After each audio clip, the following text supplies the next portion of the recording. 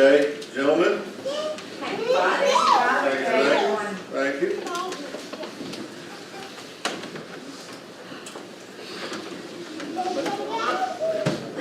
Did we meet on Mother's Day? Or? I don't think we did we? Happy Mother's Day too. So, happy everybody today. Yeah, let's cover the whole crowd.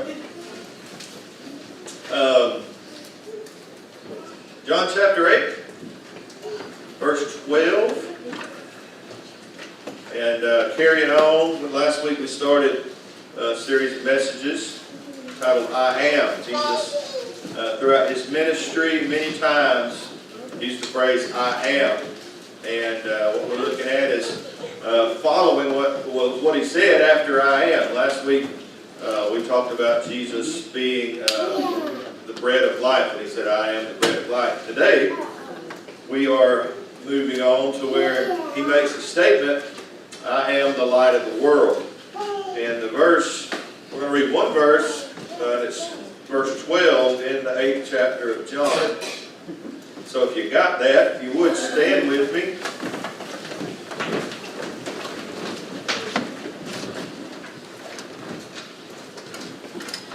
Real quickly, it says, Jesus spoke to them again and he said, I am the light of the world. He who follows me shall not walk in darkness, but have the light of life. Let's pray. God, again, thank you. Father, give me the words I need today. Lord, clear my mind of any thoughts that may pull away from what you have in store. God, and fill my mind with only the things that you would have for me to focus on. God, and I pray that today, Lord, all these people that have come today, that have come with an open heart, they have come with ears that want to hear. And Lord, that we can all kind of take a step back and take an honest look at ourselves whenever your Spirit begins to talk to us and convict us. God, I pray that through all of this, Lord, that we're drawn closer to you, Lord, and that you are blessed and glorified. God, we thank you, we praise you, we give all this to you in Jesus' name. Amen. Amen.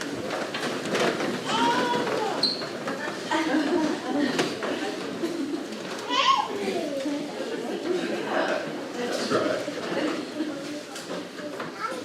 Back in the Old Testament, we read that the Israelites had been in Egypt for 400 years. Most of their time there, they'd been there as slaves. Finally, when the time was right, God sent Moses there to lead the people out of their slavery into freedom. And then for the next 40 years, the Israelites, they wandered in the desert, and they were led by a cloud, a pillar of a cloud during the daytime, and at night they were led by a pillar of fire, and they were led into this promised land that God had promised them. Well, in the law, God had created this special festival for the Israelites to observe so that they would remember what they had been through during those 40 years that they were wandering in the wilderness. And this special festival was named the Feast of the Tabernacles. And this was held there in the temple. Well, there in the temple court, they had 4 75-foot tall candelabras. And each one of these had a ladder that climbed all the way to the top. At the top was a huge bowl, and this bowl held about 10 gallons of oil. At night, during the festival, right at sundown, someone would climb up there and they would light these bowls of oil, and it said that it burned so brightly that it almost lit up the whole city. This ritual was called the illumination of the temple. All right? Now, this was not a solemn occasion. This was a festival. There was singing, and there was dancing, and the leaders, they were praising God. And I mean, they're literally, man, they're having themselves a showed up party there at the temple. Now, on the 7th day of the festival, at about 3 o'clock in the afternoon, the high priest would lead a procession down through the streets, and they would go down to the pool of Siloam, and he would fill up this golden pitcher with water from that pool. The pool of Siloam, if you remember, this is the one that Jesus told the blind man to go down and all of this, and he'd be made to see. So they would go down, he'd fill up the golden pitcher with the water, and then they would return back to the temple. And once they got there, the priest would take this golden pitcher full of water, and he'd have a silver pitcher that was full of wine, and he would take and he would pour both of those out on an altar before the Lord. And when he did this, he would pray, God in heaven, send your Messiah soon and send him in our days. We cry out for our Messiah now. The rabbis had always taught that this coming Messiah was going to be called or referred to as the light. The Messiah was seen as the light that was come into the world. So, why am I telling you all of this? Why do I feel that it's important to tell you this? Well, I'm telling you all of this because many scholars believe that the scripture we read this morning took place on the very last day of this Feast of Tabernacles. The candles had been lit. These 75-foot tall candelabras had been lit for 7 days, and the high priest had been praying that God was going to send this Messiah, and it was at this time that Jesus comes forward and says, hey, I'm your light. I am the light of the world. I am that light that was to come. I'm the Messiah that has been promised. I have come into this dark world to give you light. See, this was all, if you think about what this was signifying, they're going back, they're lighting this up in this feast. They're going back in remembrance of this light that led the Israelites in the darkness, this pillar of fire that led them out of the darkness at night, and they followed this light, and Jesus is stepping forth, and he says, hey, I'm this new light. I'm the light that you need to follow that will get you through the darkness, right? And so Jesus comes up, and at the end of this festival, he says, I'm the light, and he literally came to be our light. Jesus came here to help us see things. He came here to help us see ourselves. He came here to help us see the world around us, to see things as they are. All right? John chapter 1, verse 4 and 5. It says, in Jesus was life, and the life was the light of men. And the light shines in darkness. Now, I've got this crazy habit. It may not be crazy, but when I stay in a hotel room, I've got this habit. Waking up in the middle of the night, maybe you got to go to the bathroom, right? You wake up in the middle of the night, it's pitch black dark in there, and you're kind of disoriented anyway, right? You wake up and you kind of for a split second forget where you are. You're not really sure where everything is, right? So you kind of stumble around, you kick, you stump your toe on the end of the bed, you run into the something, you know. So I had done this so much that I got this habit developed where I will turn on the light in the bathroom before I go to sleep and pull the door almost all the way to. So there's just a little bit of light shining, so I'm not completely lost when I have to get up and go to the restroom. So just that little bit of light shining in that darkness, it helps me to see everything that I need to see in that room. Now, see, that is what Jesus has done for us. He has come to be that light that shines in the middle of all of our darkness. He's come to be our light so that we can see everything that we need to see. Now, there's a couple things that we for sure need to see. And the first thing that we need to see is we need to be able to see the world just the way it is. John 3:16 tells us that God so loved the world that He gave His only begotten Son, that whosoever should believe in Him, whoever would believe on Him, would not perish but have everlasting life. Why would the world perish? Why would the world die? Because the world is full of sin, right? Yes, Romans 3:23 tells us that all have sinned, all have fallen short of the glory of God. So nobody is naturally righteous, right? None of us are naturally good.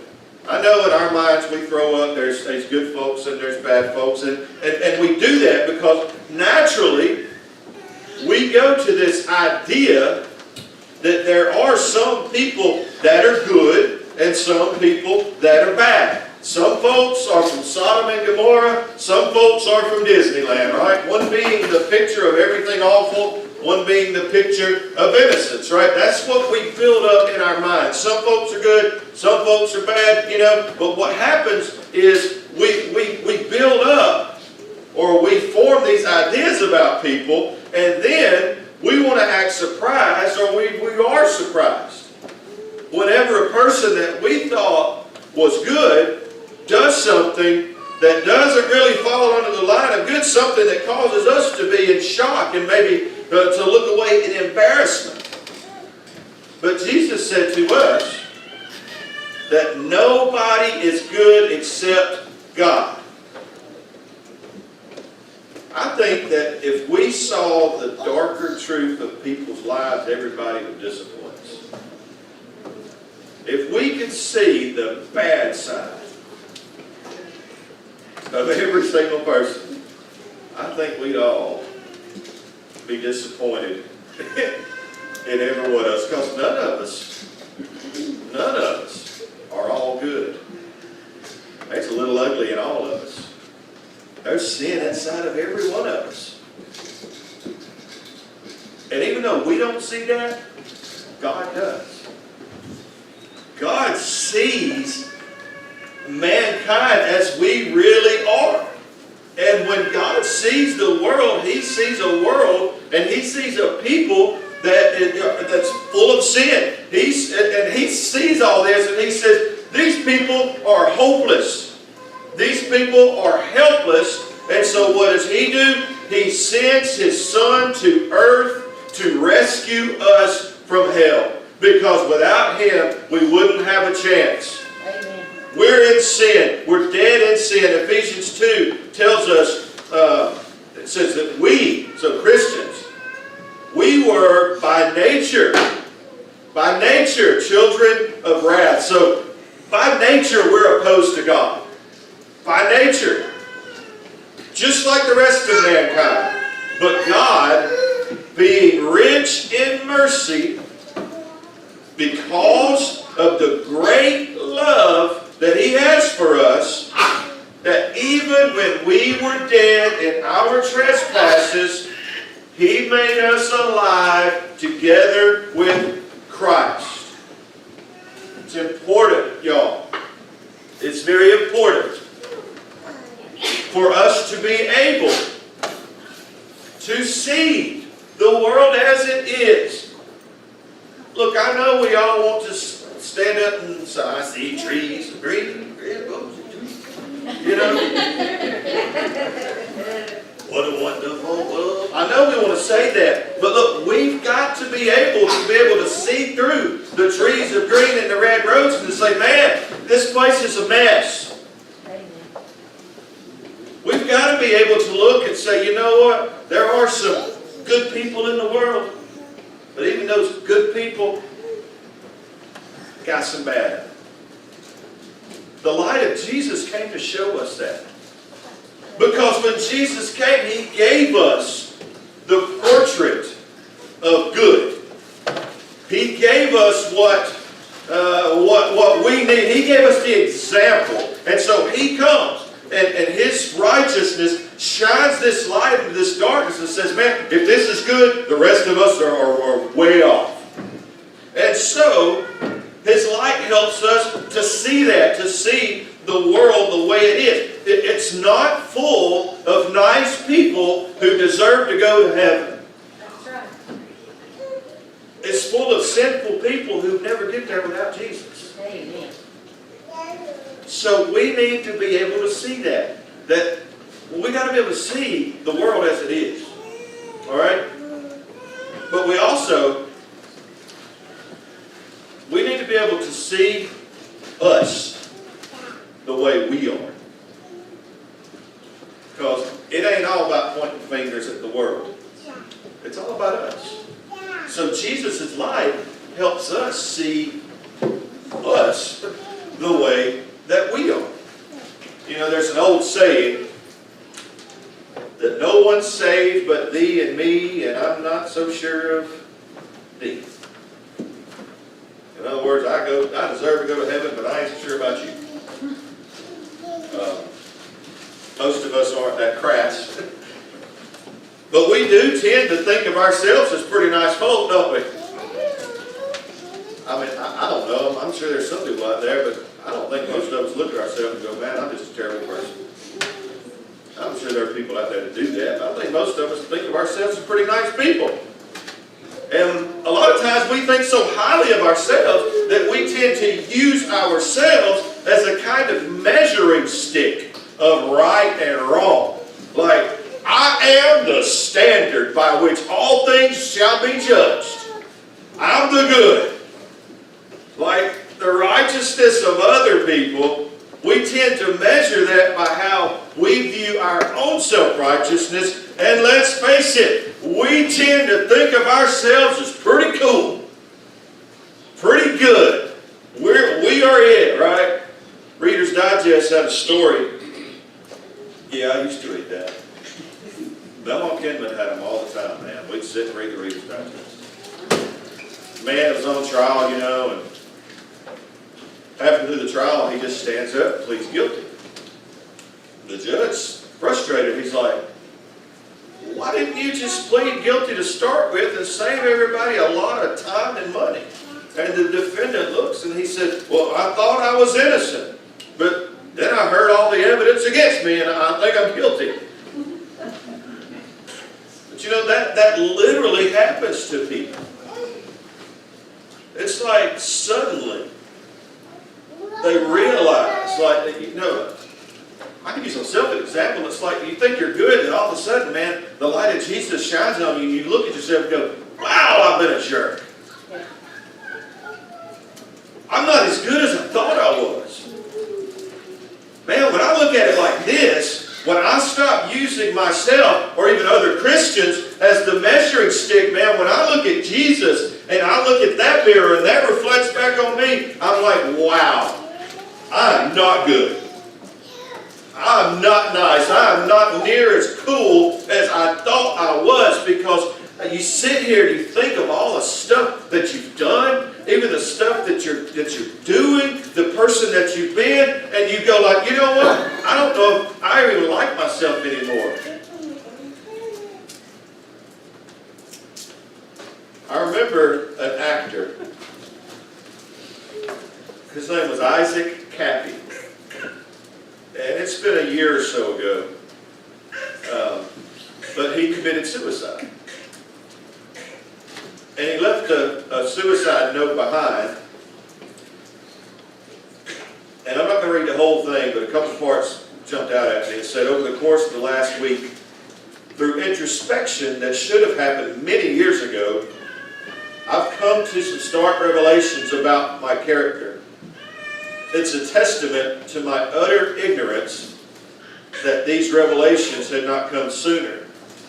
You see, I believe myself to be a good guy, but I have not been a good guy. In fact, I've been a pretty terrible guy throughout my life.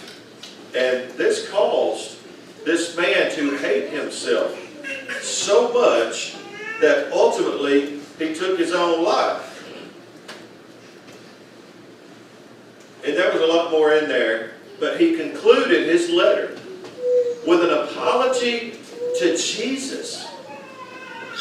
And these words, he said, I hope that the people of the world can utilize my folly in a positive light. That you may all use my mistakes as an example for personal growth.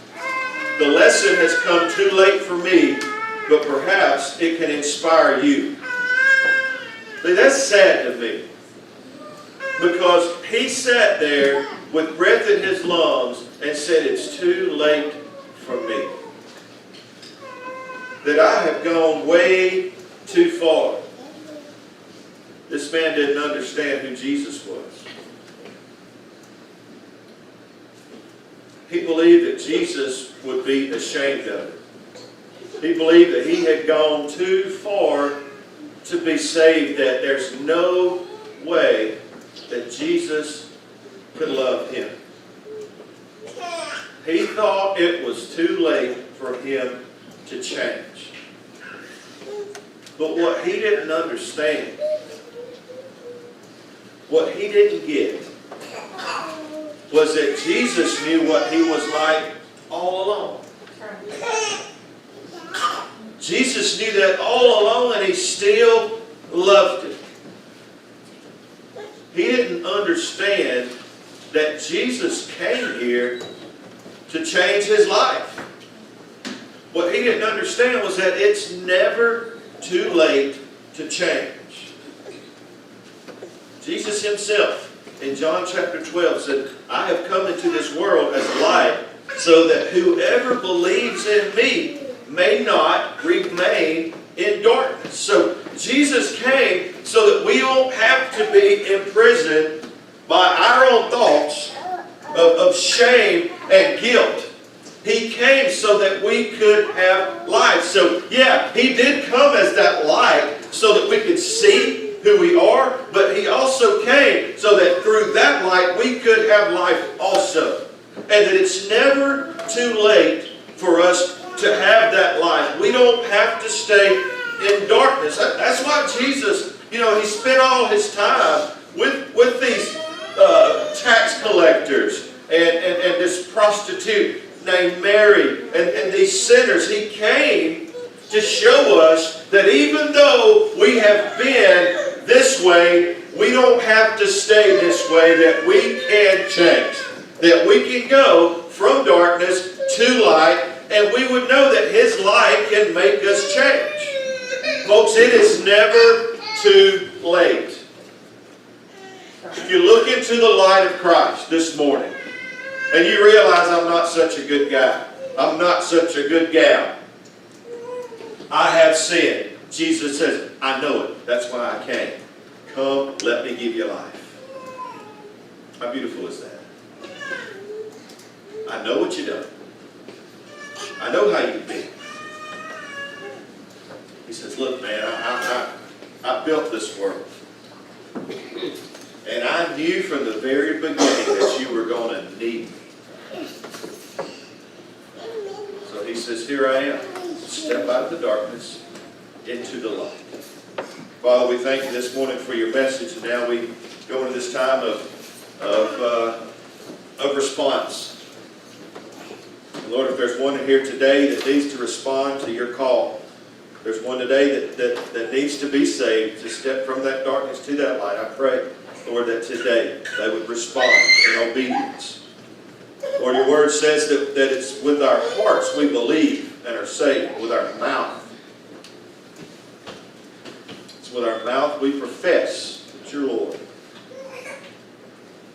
So God, just we pray today that there's one today that needs to believe and come forward in faith and to let the world know that they believe, that today would be that day. God, we thank you and we love you. In Jesus' name, amen. We're going to have invitation. The altar is open.